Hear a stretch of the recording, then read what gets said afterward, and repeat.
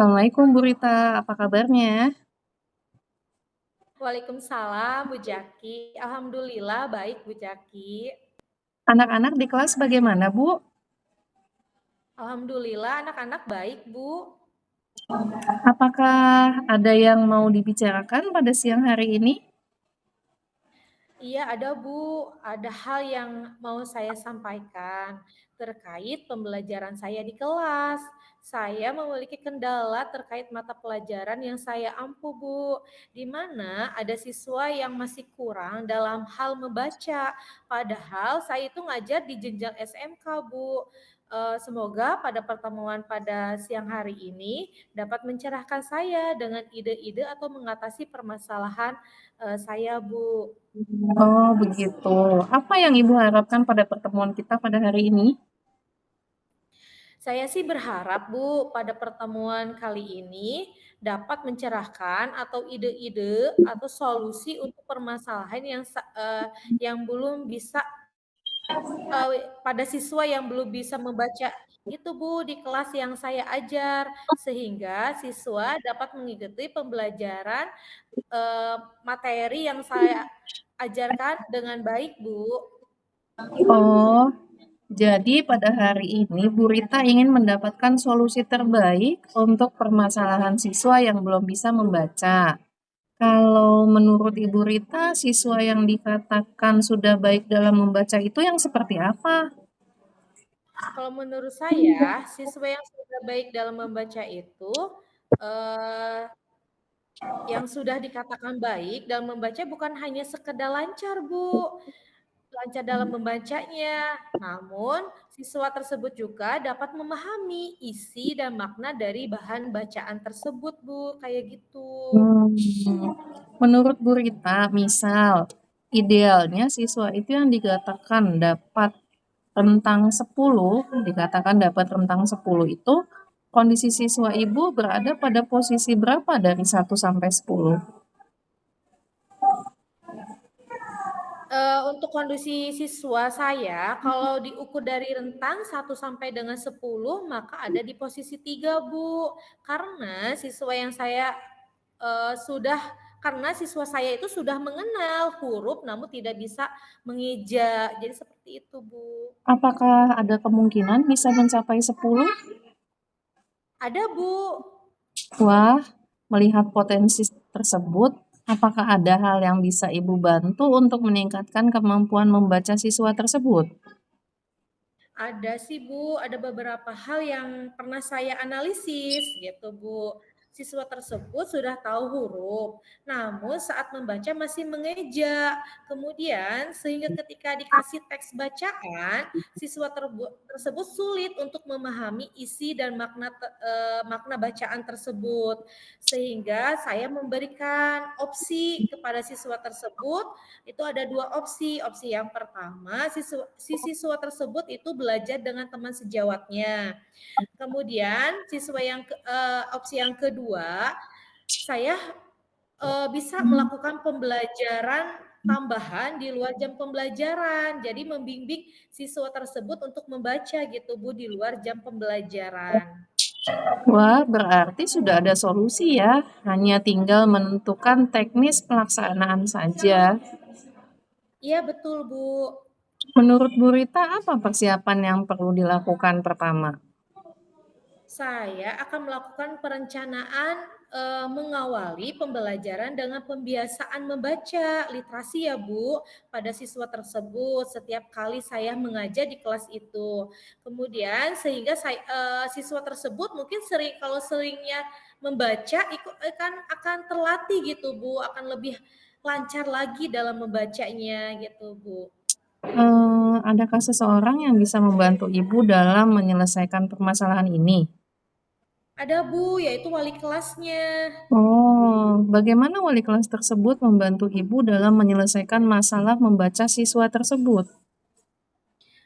Yang pertama, wali kelas kan sebagai jembatan antara pihak sekolah dengan orang tua, sehingga nanti si wali kelas menyampaikan ke pihak orang tua untuk membantu siswa tersebut untuk belajar membaca di rumah, begitu Bu, atau berlatih, atau misalkan si orang tua tersebut memanggil guru lesnya untuk membaca gitu Bu. Kemudian yang kedua, si wali kelas juga dapat memberikan waktu khusus pembelajaran pada siswa tersebut gitu, Bu. Oke, kalau boleh saya merangkum ya Bu, Bu Rita mengalami hambatan terkait kemampuan membaca siswa, tetapi sudah menemukan solusinya. Begitu ya Bu? Iya betul Bu, saya sudah tercerahkan. Bu Rita, apa yang Ibu harapkan dari sesi coaching ini? Apakah sudah sesuai dengan tujuan awal? Alhamdulillah, Bu Jaki, coaching pada hari ini sudah sesuai dengan tujuan awal saya. Saya sudah menemukan solusi dari permasalahan yang saya temukan, yaitu yang pertama untuk siswa tersebut belajar dengan teman sejawatnya dengan didampingi oleh wali kelasnya. Kemudian yang kedua, saya bisa melakukan pembelajaran tambahan di luar jam pembelajaran saya gitu. Yang ketiga, saya juga berkolaborasi dengan orang tua siswa tersebut di rumah. Seperti itu, Bu. Oke, Bu Rita, kita ada di sesi akhir coaching. Apa perasaan Ibu sekarang? Rasanya sangat lega, Bu. Saya sudah tercurahkan dari coaching hari ini. Baik, nanti kita akan bertemu kembali dan saya akan mendengarkan cerita Bu Rita kembali terkait kemampuan membaca siswa sehingga bisa mencapai level 10 yang tadi sudah Ibu harapkan ya. Iya, terima kasih ya Bu Jaki. Sama-sama Bu Rita, sampai sini dulu pertemuan kita. Wassalamualaikum. Waalaikumsalam. Iya, selamat pagi Bu Jaki. Bagaimana kabarnya hari ini? Baik Bu, terima kasih sudah bertanya. Bagaimana Bu, ada yang bisa saya bantu? Saya ingin meningkatkan kompetensi saya dalam mengelola kelas, Bu. Apakah Ibu bisa memberi sedikit pencerahan? Iya, bagus sekali. Apa tujuan Ibu dalam meningkatkan kompetensi tersebut? Saya ingin menciptakan kelas yang kondusif, Bu. Kondusif dan menyenangkan bagi siswa. Ya. Kemudian apa tujuan Ibu untuk mencapai tersebut? Saya sudah mencoba berbagai metode pembelajaran, tapi belum ada yang benar-benar efektif, Bu. Oh gitu ya. Apa yang menjadi tantangan Ibu dalam mencapai tersebut? Tantangannya apa ya? Saya kesulitan untuk mengendalikan siswa yang suka berbicara saat pelajaran berlangsung, karena itu sangat mengganggu, Bu. Oh gitu. Terus apa yang Ibu butuhkan untuk mencapai tujuan tersebut? Sepertinya saya butuh strategi untuk mengendalikan siswa yang suka berbicara pada saat pelajaran berlangsung. Nah, baiklah. Yuk kita bahas strategi untuk mengendalikan siswa yang suka berbicara saat pembelajaran berlangsung ya. Pertama-tama kita perlu memahami penyebab siswa suka berbicara saat pembelajaran berlangsung. Apakah karena mereka tidak memahami materi pelajaran yang Ibu Jaki sampaikan? Atau apakah karena mereka merasa bosan? Atau apakah mereka ingin menarik perhatian dari teman-temannya gitu Bu? Kalau saya pikir sih kayaknya mereka tidak memahami materi pelajaran, Bu. Jika demikian, kita perlu memberikan penjelasan yang lebih jelas dan menarik kepada siswa tersebut, Bu. Kita juga bisa menggunakan metode pembelajaran yang lebih bervariasi agar siswa tidak merasa bosan di kelas, Bu. Iya ya, Bu. Bagaimana jika kemudian saya membuat media pembelajaran, lalu memilih metode pengajaran yang lebih menarik? misalnya dengan mengemas materi tersebut melalui permainan atau games interaktif. Selain itu, pada saat asesmen saya juga mungkin bisa menggunakan aplikasi kuisis offline di mana nanti siswanya akan bergantian mengangkat kartu jawaban yang sudah saya print. Jadi, itu bisa mengukur kemampuan atau kemampuan mereka. Sepertinya dengan teknik atau metode belajar seperti itu akan lebih menarik ya, Bu? Menurut saya itu sudah bagus banget, Bu. Menarik sekali. Selain itu, kita juga perlu memberikan penugasan penguatan positif kepada siswa yang tidak berbicara tersebut. Kita juga bisa memberikan ujian atau penghargaan kepada siswa yang diam dan mendengarkan pelajaran gitu, Bu. Iya, Bu, saya akan melakukannya. Iya, bagaimana Bu Jaki? Apakah Ibu sudah memiliki gambaran tentang strategi yang akan Ibu lakukan? Iya, Bu. Insya Allah saya sudah memiliki gambaran strategi apa yang akan saya gunakan di kelas nanti. Iya, baik. Lalu kapan kira-kira ya Bu Ibu akan melaksanakan rencana tersebut? Insya Allah besok saya ada pelajaran di kelas 8.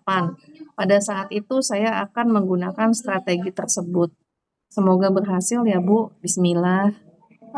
Iya, amin. Baiklah, saya rasa kita sudah selesai untuk hari ini ya. Silahkan Ibu mengimplementasikan strategi tersebut dan beritahu saya ya hasil nantinya. Terima kasih, Bu Rita. Insya Allah saya akan melakukannya. Ya, sama-sama Bu Jaki. Semangat ya Bu Jaki. Siap. Assalamualaikum. Waalaikumsalam warahmatullahi.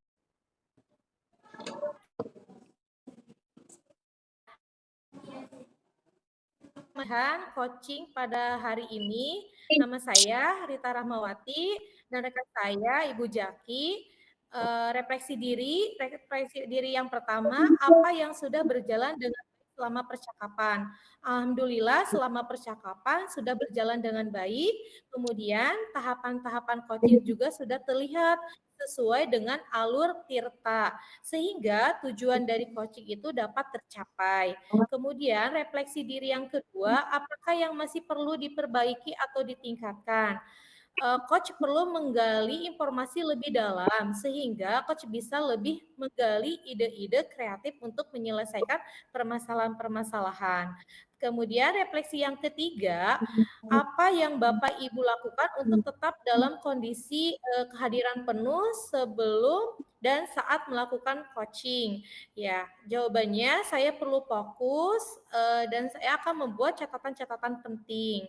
Kemudian refleksi diri yang ketiga, keempat, apa yang akan Bapak Ibu lakukan untuk memperbaiki atau meningkatkannya? Untuk memperbaiki perlu memperbanyak atau berlatih coaching, kemudian sebelum melaksanakan coaching perlu juga sebagai coach perlu mengetahui tata cara coaching yang baik sehingga tujuan coaching dapat tercapai pada saat pelaksanaan coaching. Saya perlu juga bersikap hangat sehingga coach dapat leluasa dalam berbicara. Gitu. Kemudian yang kedua, umpan balik dari coach Anda ya. Pertanyaan untuk coachnya, apa yang Anda rasakan pada saat coaching? Merasa menemukan solusi, kemudian merasa lega sudah berbagi, gitu umpan baliknya. Oke. Next. Refleksi diri latihan coaching, nama CGP Siti Zakia, angkatan 11, Fasil 116. Hasil refleksi saya tentang latihan coaching hari ini, apa yang sudah berjalan dengan baik selama percakapan, saya merasa percakapan yang kami lakukan sudah sesuai dengan alur tirtanya, jelas tujuannya seperti apa, identifikasinya bagaimana, lalu bagaimana solusinya, serta tujuan akhirnya apakah nanti bisa tercapai atau tidak. Lalu yang kedua, apa yang masih perlu diperbaiki atau ditingkatkan? Literasi atau sumber pembelajaran mungkin. Jadi, sebagai coaching itu harus memiliki banyak, sumber pengetahuan untuk bisa menjawab atau memberikan pencerahan kepada coach-nya terkait pertanyaan-pertanyaan yang mungkin diajukan. Lalu yang ketiga, apa yang Bapak Ibu lakukan untuk tetap dalam kondisi kehadiran penuh sebelum dan saat melakukan coaching? Saya melakukan salah satu teknik stop sebelum saya melakukan coaching terhadap coach saya, di mana saya berharap bahwa kehadiran saya sepenuhnya memang terfokus pada coach saya. Terakhir, apakah yang Bapak atau Ibu lakukan untuk memperbaiki atau meningkatkannya? Sebagai coaching, saya akan berusaha lagi menggali kemampuan saya, terutama pemahaman saya terhadap berbagai strategi mengajar, metode pengajaran, media-media yang mungkin nanti bisa saya sarankan kepada coach saya terkait permasalahan yang dihadapinya. Terakhir, tuliskan umpan balik dari coach Anda. Apa yang Anda rasakan pada saat coaching? Umpan balik yang diberikan coach saya merasa tercerahkan dengan coaching yang saya berikan, lalu kami merasa bahwa dengan solusi yang istilahnya take and give, saya memberikan penguatan supaya coach saya mencari sendiri solusi-solusi yang dihadapi, solusi-solusi dari permasalahan yang dihadapi, memancing bagaimana coach saya memaksimalkan kemampuannya mencari solusi dari permasalahan yang dihadapinya. Demikian, terima kasih.